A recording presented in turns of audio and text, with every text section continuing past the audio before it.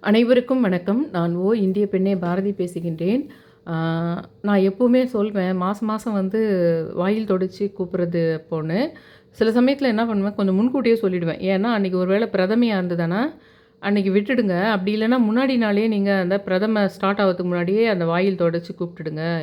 அஷ்டமி நவமி கூட பரவால்ல. ஆனா, அந்த பிரதமை ரொம்ப மோசமானதுன்ற ஒரு விஷயம் எனக்கு பல அனுபவத்தில நான் பார்த்த ஒரு விஷயம் அது. அந்த மாரி அந்த இந்த சித்தர் வந்து இதுவரைக்கும் நான் சொன்னதெல்லாம் இருக்கும் எப்பவுமே. அந்த மாரினா, சொல்லிடுவேன் முன்கூட்டியே வந்து. ஏன்னா நம்ம எப்படியும் கனகம்பட்டிய கூப்பிடலாம். இல்லன்னா இந்த மாசம் இதுவா இருக்குது, காளி சம்மந்தமா இருக்குது, அவர கூப்பிடலாம். ஒரு சித்தர கூப்பிடலாம். ஆனா எப்பவுமே நம்ம வந்து தொடர்ந்து நான் சொல்லிட்டு இருக்கேன் ஒரு 2 வருஷமா. அதில உங்களுக்கு தெரிஞ்சிருக்கும். நம்ம கட்டாயம் நம்ம வீட்டினுடைய குலதெய்வத்த கூப்பிட்டுறணும். அதுக்கப்புறம் இந்த மாசம் எது? இப்போ இதே ஆவணி மாசம்னா நம்மளுக்கு கிருஷ்ணர் ரொம்ப இது. அந்த மாரி உங்களுக்கு ஒரு வைகாசி விசாகம்னா வைகாசி மாசம்னா முருகர். அந்த மாரி ஒரு கடவுள்களையும், அந்த மாசத்தோட சம்மந்தப்பட்ட சித்தர்களையும் அப்படி கூப்பிடணும் அப்படின்றது இருந்தது. இதில என்ன ஆச்சுன்னா, பாஞ்சாலி நான் போட்டிருக்கிறேன் தம்ப்நெயில்ல பாஞ்சாலி அம்மா எனக்கு சொன்னாங்கன்னு சொல்லியிருக்கேன். நான் எப்பவுமே சொல்லியிருக்கேன் உங்களுக்கு. 18 சித்தர்கள்னா லைனா ஒவ்வொரு சித்தர்கள் பேர் போட்டு, போட்டு, போட்டு அவர்கள் புராணம் மாரி பேசுகிற ஆள் நான் கிடையாதுன்னு நான் சொல்லியிருக்கேன். உங்களுக்கும் தெரியும். எனக்கா அந்த சித்தர் கூட கனெக்ட் ஆகணும் அப்படின்னு நான் சொல்லுவேன் எப்பவுமே. அந்த மாரி என்ன விஷயம்னா, ஆ பாஞ்சாலி அம்மாவுக்கு உங்களுக்கெல்லாம் தெரியும். ஹோலிக்கு நீங்க வந்து அந்த நெருப்போடு சம்மந்தப்பட்டவங்க இவங்கெல்லாம். பாஞ்சாலி, அதுக்கப்புறம் வந்து அந்த ரதி மன்மதன், அதுக்கப்புறம் அந்த ஹோலிகா இதெல்லாம் சொன்னப்ப தான் ஒரு வியூவர் வந்து விஜயான்றவங்க அவங்க சொன்னாங்க, "நீங்க என்ன சீதைய விட்டுட்டீங்களே?" அப்படின்னு சொன்னாங்க. அப்ப நான் தான் சொன்னேன், "அந்த ராமர்ன்ற பேருக்கும், அந்த விஜயான்ற பேருக்கும் ஒரு கனெக்ஷன் இருக்குதுன்னு சொல்லிட்டு நான் முன்னையே நான் சொன்னேன். அந்த மாரி நீங்க சொல்லி தான் எனக்கு அது ஞாபகம் வரணும்னு இருக்க மாரி இருக்கு." அப்படின்னு நான் சொல்லியிருந்தேன். அந்த பாஞ்சாலி நெருப்போடு சம்மந்தப்பட்டவங்க மட்டும்ன்றதுனால, அந்த ஹோலிகான்றது வந்து அந்த பாஞ்சாலி அவங்கெல்லாம் ஒரு ஜென்மத்துக்கும், இன்னொரு ஜென்மத்துக்கும் சம்மந்தப்பட்டிருப்பாங்க. மதுரை எரிச்ச கண்ணகி கூட உங்களுக்கு வந்து மதுரை மீனாட்சி கூட சம்மந்தப்பட்டுருக்கலாம் வெவ்வேறு இடத்துல, அப்படி வெவ்வேறு ஜென்மத்தில அப்படின்ற மாரிலாம் சொல்லியிருந்தேன். அப்ப நான் என்ன பண்ணேன்னா, நீங்களே யாகம் வளர்க்கலான்னு சொல்லியிருந்தேன். நான் ஒரு குட்டியா யாகம் வளர்த்துருந்தேன். அதையும் வீடியோ போட்டிருந்தேன். அதில நான் பாஞ்சாலி அம்மாவ தான் வச்சிருந்தேன். பாஞ்சாலி அம்மா படம் இங்க நாங்க அண்ணா நகர்ல இருக்கேன். பக்கத்தில அரும்பாக்கம் இருக்கு. அரும்பாக்கத்தில பாஞ்சாலி அம்மன் கோயில். அந்த கோயிலுக்கும் எனக்கும் ஒரு தொடர்பு இருக்குதுன்னு சொல்லிட்டு 2, 3 வருஷத்துக்கும் நானு முன்னாடி பேசிட்டு இருந்தேன். அந்த கோயில் பின்னாடி தான் ஒரு இஸ்லாமியர் வந்து என் கூட பேசுகிற மாரிலாம் ஆச்சு. அப்ப நெறைய அந்த இஸ்லாத்துக்கும், அந்த முருகருக்கும் இருக்கிற சம்மந்தப்பட்டு எல்லாம் பேசியிருந்தேன். அப்ப அந்த இஸ்லாமியர் வீட்டுக்கு போறேன். அவங்க வீடு அப்படியே அவங்க வீட்டு பின்னாடி ஜன்னலுக்கும், அந்த பாஞ்சாலியம்மன் கோயிலுக்கும் ஒரு சின்ன கேப் தான். அந்த மாரி அந்த அந்த சமயத்தில அந்த கோயிலுக்கு போற மாரி வாய்ப்பு கெடச்சது. அந்த இஸ்லாமியர் வீட்டுக்கு முதல்ல போற மாரி வாய்ப்பு கெடச்சது. அதுக்கப்புறம் அந்த கோயிலுக்கும் போற மாரி வாய்ப்பு கெடச்சது. அப்ப எனக்கு வந்து அந்த இடத்துல பாஞ்சாலி அம்மா இது இது மாரி குடுத்தாங்க. படம் மாரி ஒண்ணு குடுத்தாங்க. ஒரு பேப்பர்ல அச்சடிக்கப்பட்ட இது மாரி குடுத்தாங்க உங்களுக்கு நெறைய. அத வந்து வீட்டுக்கு ஒரு 2, 3 எடுத்துன்னு வந்தேன். அந்த படத்த வச்சு தான் அன்னைக்கு உங்களுக்கு பாஞ்சாலினா நெருப்பு கூட சம்மந்தப்பட்டதுன்னு சொன்னேன் இல்லைங்களா? அதுக்காக வேண்டி நானு அந்த இதில வைக்கிறேன். அந்த ஒரு இதில ஸ்டாண்ட்ல ஒட்டி, அத வந்து சாத்தி வச்சு, அதுக்கப்புறம் அதுக்கு முன்னாடி கலசம் பாஞ்சாலி அம்மாவையே ஆவாகனம் பண்ணி தான் அந்த கலசத்த வைக்கிறேன். அதுக்குள்ள தண்ணி, தேங்காய்லாம் வச்சு, அதுக்கு நெருப்பு நானே வீட்ல வந்து கொஞ்சோண்டு இதெல்லாம் வச்சுட்டுருக்கிறேன். அந்த யாக குச்சிகள கொஞ்சம் வச்சுட்டுருக்கிறேன் எப்பவுமே. அத போட்டு குங்கிலியம் அதெல்லாம் கொஞ்சம் இதெல்லாம் வெண்கடுகு அந்த மாரி கொஞ்சம் சாம்பிராணி, வாசனை பொருட்கள் இதெல்லாம் போட்டு நான் போட்டேன். அது வீடியோக்குள்ள காமிச்சேன் உங்களுக்கு. அப்ப நான் என்ன பண்ணேன்னா, 1008 முறை சொன்னேன். பாஞ்சாலி அம்மா போற்றி, பாஞ்சாலி அம்மா போற்றின்ற ஓம் ஸ்ரீ பாஞ்சாலி அம்மா போற்றின்னு 1008 முறை சொல்றேன். அதில சொல்லும்போது என்ன ஆயிடுச்சுன்னா, ஒரு 900ஸ்ல வருது பாருங்க. அந்த சமயத்தில 900ஸ்ல வரும்போது, ஒரு சமயம் வாய் தவறி நான் என்ன பண்றேன், பதஞ்சலி, பாஞ்சாலி அம்மான்னு சொல்ட்டு சொல்றதுக்கு வாய் தவறி பதஞ்சலின்னு வந்துட்டா அது பரவால்ல. பதஞ்சலின்னா வாய் விட்டு உனக்கு பாஞ்சாலின்னு சொல்லும்போது பதஞ்சலி அப்படின்னு வரத்துக்கு வந்து சொல்லிடலாம். ஆனா பாஞ்சாலி அப்பனா பதஞ்சலி அம்மா போற்றின்னு தானே சொல்லியிருக்கணும். வாய் தவறி சொல்றதா இருந்தா, நான் பாஞ்சாலி அம்மா போற்றின்றத பதஞ்சலி அம்மா போற்றின்னு தானே சொல்லியிருக்கணும். வாய் தவறி சொல்றதா இருந்தா. ஆனா என்ன ஆயிடுச்சுன்னா, நான் சொல்லிட்டே வரும்போது நான் என்ன பண்ணேன் டீப்பா அந்த பாஞ்சாலி அம்மா முகத்த பார்த்துக்கிட்டே, அந்த மாரி நெறைய ஃபோட்டோ தியானம்னு ஏற்கனவே நான் உங்களுக்கு சொல்லியிருக்கேன். அந்த இடத்துக்கே அந்த அந்த மாரி நம்ம கண்ல நெத்தி பொட்டு நடுவுல எப்படி பண்ணுறதோ, அதே மாரி தான் அந்த ஃபோட்டோவ அவங்க உருவத்த பார்த்துக்கிட்டே, அவங்க கண்ண பார்த்துக்கிட்டே பண்ணுறது அப்படியே நம்ம கூட ஈர்க்கும். நம்மகிட்ட கொண்டு வந்து அந்த பாஞ்சாலி அம்மானுடைய ஆத்மாவே நம்மகிட்ட வந்திருக்கும். கண்ல பேசியே நம்மளுக்கு சில விஷயங்கள சொல்லுவாங்க அவங்க. அந்த மாரிலாம் இருக்குது. ரொம்பலாம் சொன்னோம்னா நீங்க நம்ப மாட்டீங்கன்னு சொல்றதில்ல. ஆனா நான் முன்னையே ஒரு முறை உங்ககிட்ட ஃபோட்டோ தியானம் பத்தி சொல்லியிருக்கேன். அந்த ஃபோட்டோவை நான் கண்களை மூடி பண்ணல இந்த முறை. அந்த அம்மா கண்ணை பார்த்துக்கிட்டே அந்த அம்மா கண்ணு என் கூட பேசுச்சுன்னு சொல்லலாம். கண்ணை பார்த்துக்கிட்டே நான் சொல்லிகிட்ருக்கேன். பதஞ்சலி சித்தரே போற்றின்னு சொல்லிடுறேன் நான் ஒரு 900ஸ்ல வரும்போது. ஓம் ஸ்ரீ பதஞ்சலி அம்மா போற்றின்னா வாய் தவறி வருதுன்னலாம். ஓம் ஸ்ரீ பதஞ்சலி சித்தரே போற்றின்ற. 2வது அப்கமிங்கில் இவங்கள பற்றி நான் பேசணும்னு வச்சுருப்பேன் பார்த்தீங்களா மைண்டில். அந்த மாதிரி கூட நான் மைண்டில் வச்சுக்கல. என் கூட தொடர்பு இல்லைன்னா இன்னும் சொல்லப்போனால் இப்போ உட்காந்து நான் கால்குலேட் பண்ணி பார்க்கும்போது அந்த பதஞ்சலி 18 சித்தர்கள் இது ஒன்று இருக்குது பார்த்தீங்களா தாம்பரத்தில். அதில் பர்டிகுலராக பதஞ்சலி சித்தருக்கு இதுலேயே போயிட்டு நாங்கள் அந்த அபிஷேகம்லாம் பண்ணி ஒரு பூஜையை அந்த மண்டபத்தில் மட்டும் பர்டிகுலராக பண்ணியிருக்கோன்றதெல்லாம் கூட என் மைண்டில் ஞாபகம் இல்லை. அதை பற்றி பேசணுன்னு கூட நான் எப்பவுமே பேசினதில்லை. எனக்கு எந்த சித்தர்கள்லாம் வராங்களோ, சமீப காலத்து சித்தர்கள் வராங்களா இல்லை 18 சித்தர்களில் யாருனா வராங்களா, அவங்கள பற்றி தான் பேசியிருப்பேன். ஆனால் ஆரம்பித்தா அவங்கள பற்றி பார்ட்டாக எபிசோடாக போட்டுட்டு எனக்கு என்ன மாதிரி கனெக்ட் ஆகுது, இவங்கள பார்த்தா என்னெல்லாம் கனெக்ட் ஆகும், என்ன பொருட்கள், என்ன நேரம், என்ன இதுன்னு சொல்லிட்டு அதை ரொம்ப டெப்த்து போயிட்டு தான் அதுக்கப்புறம் அதை ஸ்டாண்டர்டாக சொல்கிறதா வச்சுக்குவேன். டெய்லியே அவங்கள பற்றி சொல்லி சொல்லி பைஹார்ட் ஆகிடும். அவங்கள பற்றி ஸ்லோகமோ எதுனா இருந்தால் அப்படி தான் இருக்கும். இது வரைக்கும் அந்த இதில் தான் ஐயா வைகுண்டரில் தான் வந்து நிற்குது அது. ஆனால் அப்படி இருக்க அந்த பாஞ்சாலி அம்மா 900ஸ்ல சொல்லும்போது இது வரும்போது என்ன ஆயிடுச்சுன்னா, அப்புறம் மறுபடியும் என்னை சுதாரிச்சுக்கிட்டு நான் 1008 சொல்லி முடிச்சுட்டு அந்த நான் சொல்லும்போதே புரிஞ்சுக்கிறேன். இது ஏதோ ஒரு விஷயம் பதஞ்சலி சித்தரை வந்து வணங்குற விஷயத்தை பற்றி இந்த அம்மா நம்மளுக்கு பாஞ்சாலி அம்மா தான் இதை நம்ம மைண்டில் இது பண்ணுறாங்க அப்படின்னு நான் புரிஞ்சுக்கின கையோடு என்ன ஆகுதுன்னா, அந்த அம்மா தான் எனக்கு இந்த சில விஷயங்களை என் மைண்டில் கொண்டு வராங்க. அதுக்கு அந்த விஷயத்த நான் சொல்ல மாட்டேன். எப்படி சொன்னாங்கன்ற விஷயத்த நான் சொல்ல மாட்டேன். ஆனால் அந்த அம்மாவும் கூட கடகராசி பூசம், பாஞ்சாலி அம்மா வந்து மீன ராசியில் வர பூரட்டாதி நட்சத்திரமும் அந்த அம்மா ஆகுது அப்படின்னு இருக்குது. ஏன்னா அந்த விஷயத்தில் எனக்கு ரொம்ப நம்பிக்கை இருக்குது. ஏன்னா மதுரை மீனாட்சி, பாஞ்சாலி, பச்சையம்மா இவங்கெல்லாம் ஒன்று. அதனால் அந்த அம்மா மீனராசியாக தான் இருக்கலாமோன்ற சந்தேகமும் இருக்குது எனக்கு.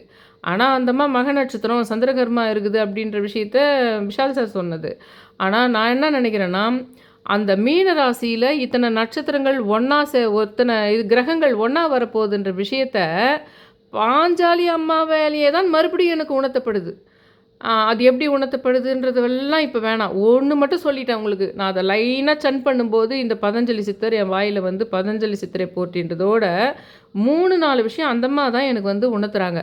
அதாவது 2019 எப்படி தனுசு ராசியில் நிறைய கிரகங்கள் வந்தப்போ தான் உலகளாவிய பெரிய மாற்றங்கள், அந்த கொரோனா வந்தது எல்லாமே. அந்த மாதிரி இப்போது அதுவும் குரு அதிபதி, மீன ராசியும் குரு அதிபதி. இந்த முறை மீன ராசியில் வரப்போகுது, கிரகங்கள் சேரப்போகுது. ஆனால் அந்த அளவுக்கு இல்லை. இப்போது கிரகங்கள் அந்த மீன ராசியில் சேரப்போகுது. இப்போவும் உலகத்தில் பெரிய அப்போ கொரோனா மாதிரி, ஆனால் இப்போ வந்து நடக்குது வேறு மாதிரியான மாற்றங்கள் வரும் உங்களுக்கு. பொருளாதார விஷயங்களில் பெருசு மாற்றங்கள் வர மாதிரி இருக்கும். இல்லைன்னா உங்களுக்கு வேறு விதமான அந்த மாதிரி கொரோனா மாதிரி டைப்பாக இல்லாமல் கம்ப்ளீட்டாக வேறு, அதாவது நம்ம எதிர்பார்க்காம ஒரு மேட்டர் வருது பார்த்திங்களா, அந்த மாதிரி ஒன்று வர மாதிரி இருக்குதுன்றதையும் பாஞ்சாலியம்மா தான் எனக்கு உணர்த்துறாங்க. அதுக்கப்புறம் இவரை வந்து நம்ம வணங்குறதுன்னு சொல்லிட்டு அந்த சொல்லும்போது சன் பண்ணும்போதே நான் மைண்டில் வச்சுக்கிட்டேன், இவரை போய் நம்ம தேடி பார்க்கணும் அப்படின்னு பார்த்தா பங்குனி மாதம் இவரை பற்றி நான் நினச்சதே இல்லை. பங்குனி மாதத்தில் வர்ற மூல நட்சத்திரம் தான் இவருக்கான குரு பூஜை நாள். மறுபடியும் போய் நான் பார்க்கணும், குரு பூஜை நாளாக இல்லை அவர் பிறந்தவான்னு பார்க்கணும். அநேகமாக இந்த மாதிரி ரொம்ப 18 சித்தர்கள்லாம் குரு பூஜை நாள் தான் போட்டிருப்பாங்க. இவர் பிறந்ததா எதுவும் தெரில. ஆனால் பங்குனி மாதம் மூல நட்சத்திரம் தான் இவருக்கானது.